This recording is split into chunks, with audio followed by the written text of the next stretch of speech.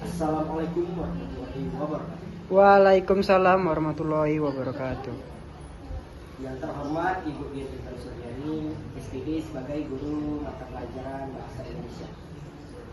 Kali ini saya akan mempresentasikan PPT saya tentang Laut Indonesia Timur. Yang pertama adalah pengertian. Laut adalah bagian dari permukaan bumi yang digenangi air asin dan menjadi habitat ribuan organisme.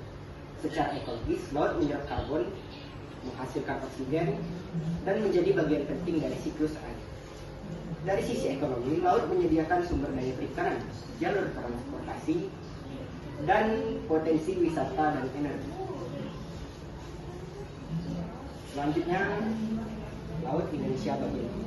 Wilayah ini meliputi perairan di Maluku, Papua, dan Nusa Tenggara Timur. Daerah ini termasuk dalam Coral Triangle. Coral Triangle yang dikenal sebagai pusat keanekaragaman hayati laut dunia.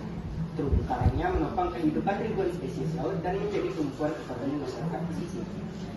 Sayangnya potensi ini belum dikelola secara optimal dan masih rentan terhadap kerusakan. Di sini ada beberapa masalah yang sekarang dihadapi lautan Indonesia bagian timur kita. Yang pertama, penggunaan alat tangkap yang rusak. Penggunaan alat seperti bom dan racun untuk menangkap ikan secara tidak langsung ikut merusak terumbu karang. Bukan hanya terumbu karang, dari racun ini mungkin saja bisa dapat membunuh manusia. Yang kedua, excessive harvesting.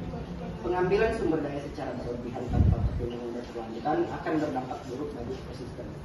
Itu bukan hanya ekosistem terumbu karang, tapi juga ekosistem semua hayati laut.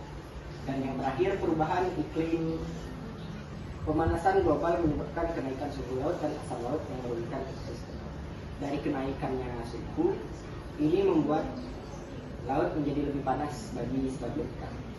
Selanjutnya, ada beberapa upaya yang bisa kita lakukan. Yang pertama, edukasi publik.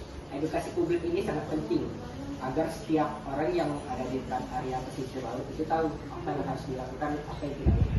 Yang kedua, restorasi terumbu karang. Bila kalian mencari restorasi terumbu karang, kalian akan melihat cara restorasinya. Itu biasanya diikat menggunakan tali biar terumbu karang itu dibangun. Dan yang terakhir, penegakan hukum terhadap pelanggaran kelautan. Penegakan hukum ini sangat wajib karena banyak orang yang semena-mena dengan hukum kita. Selanjutnya, dan yang terakhir, kesimpulan.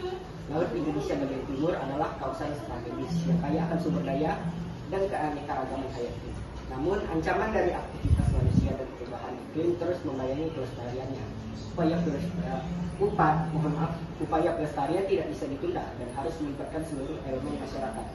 Jika dikelola dengan bijak, laut kita akan tetap menjadi sumber kehidupan hingga generasi yang akan datang. Baiklah, itu saja yang dapat saya sampaikan. Bila kalian ingin bertanya, boleh di kolom komentar. Baiklah, itu saja. Wassalamualaikum warahmatullahi wabarakatuh. Waalaikumsalam warahmatullahi wabarakatuh.